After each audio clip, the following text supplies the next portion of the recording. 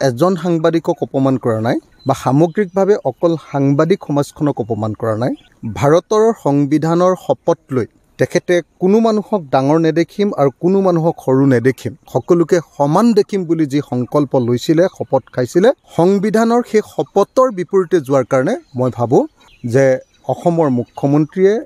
অকণো পলম নকৰাকৈ মন্ত্ৰী জয়ন্ত মল্ল বৰুৱাক মন্ত্ৰীসভাৰ পৰা বৰ্খাস্ত কৰা উচিত জয়ন্ত মল্ল বৰুৱাৰ এই ঘটনাটোৱে কেৱল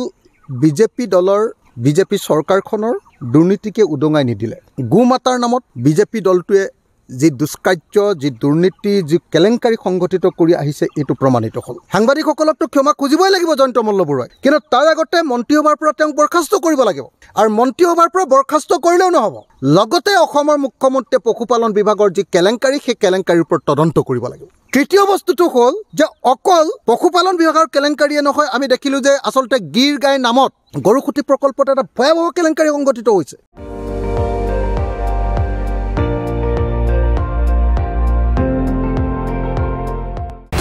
আপুনি চাই আছে ND24